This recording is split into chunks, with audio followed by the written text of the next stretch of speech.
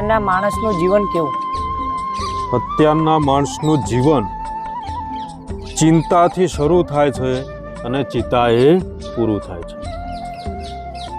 માણસને જ્યાં જુઓ ત્યાં દરેક માણસ આપણને શું જોવા મળે છે? ચિંતામાં. કોઈને પૂછો તો તરત જ એમ કહેશે કે ભાઈ મારે તો ટેન્શન છે. કોઈને ખાવાની ચિંતા છે, કોઈને ભણવાની ચિંતા છે, કોઈને ભણ્યા પછી નોકરીની ચિંતા છે, કોઈને ધંધાની ચિંતા છે, કોઈને ધંધામાં નુકસાનની ચિંતા છે, ખેતરમાં વાવ્યું કેવું પાકશે, કેવું થશે એની ચિંતા છે, કોઈ પાડોશી આગળ વધી રહ્યો છે, વિકાસ કરી રહ્યો છે તો એ જોઈને પણ ચિંતા છે. એટલે દરેક જગ્યાએ આપણને માણસ અત્યારે આપણને કેવો લાગે છે? ચિંતામાં દેખાય છે. પોતાની જિંદગી જીવવાનું ભૂલી ગયો અને સતત એ ચિંતાથી ઘેરાયેલો રહે છે. આ રીતે માણસ અત્યારે જીવી રહ્યો છે. તો સાહેબ, ચિંતા અને ચિંતામાં ફરક શું? ચિંતા અને ચિંતા મેં વાત કરી કે માણસનું જીવન ચિંતાથી શરૂ થાય છે અને ચિંતાએ પૂરું થાય છે.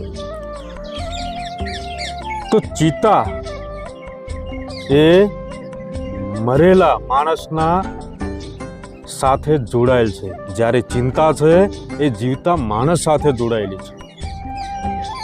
ચિંતા માણસના મર્યા પછી એના મૃત શરીરને બાળે છે, જ્યાં ચિંતા એ માણસને દરરોજ એને બાળતી રહે છે. જ્યાં ચિંતા એ માણસને મુક્ત કરે છે, વિદાય આપે છે, જ્યાં ચિંતા માણસને ચારે બાજુથી પકડી લે છે.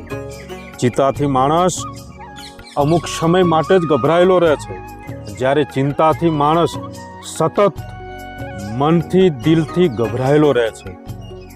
જ્યાં ચિંતાની અંદર માણસનું શરીર બળીને ભસ્મ થઈ જાય છે, ત્યારે ચિંતામાં માણસનું સુખ, શાંતિ અને એના સંબંધો કાયમ માટે બળીને ભસ્મ થઈ જાય છે.